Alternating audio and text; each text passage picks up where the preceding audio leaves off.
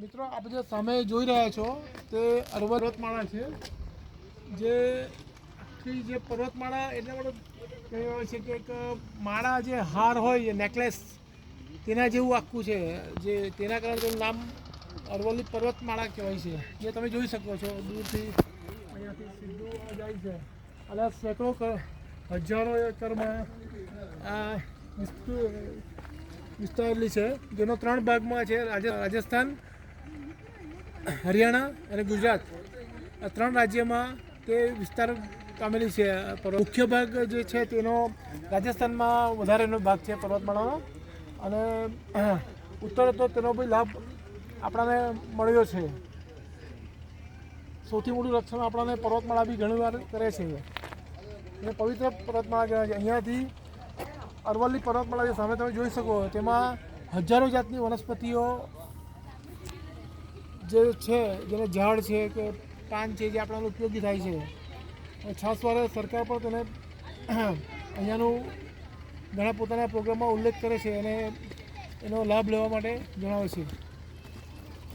આપણે જોઈશું ઉપર ચેતકનું જે સ્મારક મહારાણા પ્રતાપ જે સ્મારક છે તે જોઈએ આપણે.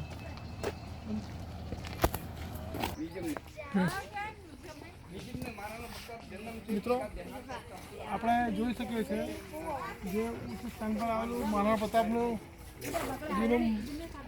સ્ટેચ્યુ જોઈ શકાય છે. એકદમ ઊંચા સ્થાન પર રાખવામાં આવ્યું છે, એની સ્થાપના કરવામાં આવી છે. ખૂબ જ વાતાવરણ જોરદાર છે અહીંયા, અને મહારાણા પ્રતાપ એકદમ મહાકાય એમાં સ્ટેચ્યુમાં છે. એમને દર્શન કરીને છાતી ગદગદ ફૂલી જાય છે, જ્યાં હિન્દુત્વનું એક પ્રતીક છે. રાષ્ટ્રભૌમ માટે એમણે જીવ આપી દીધો. સામે તમે જોઈ શકો છો અરવલ્લી પર્વતમાળા છે, જે તમે હજારો કિલોમીટરમાં છે. આપ જોઈ શકો છો પર્વતમાળા. ચારે તરફ એક નેકલેસની જેમ, માળાની જેમ પર્વત વિસ્તરાયેલા છે. તેમાં એક મહારાણા પ્રતાપજીનું સ્ટેચ્યુ ખૂબ શોભી ઉઠે છે. હજારો લોકો રોજ દર્શને આવે છે અને લાભ મેળવે છે પવિત્ર ભૂમિનો. મિત્રો આપ ઉપરથી જોઈ શકો છો નીચે કેટલા ઝીણા ઝીણા મંદિર, ઘરો, મકાનો જે છે.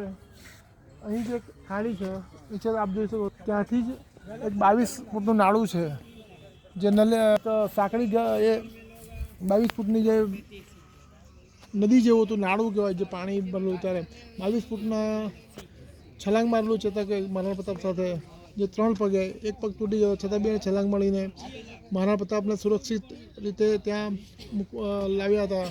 ત્યારબાદ તે બધું ચેતકનું એ નાળું હાલમાં આ બધું પૂરા સ્પષ્ટપણે જોઈ શકતો ઝાડી ઝાકરા વધારે હોવાથી તે થતું નથી. બાકી અહીંયાથી દર વખતે દેખાય છે, પણ હાલમાં ઝાડી ઝાકરા વધુ હોવાથી જોઈ શકાતું નથી. એટલે આ ત્યાં હોય જે ખાલી છે 22 ફૂટ, તે હોય તેવું માની શકાય. ત્યાં હાલમાં આપણે દર્શન કરીએ પરિસ્થિતિનો. અહીંયા ફોટો પાડે.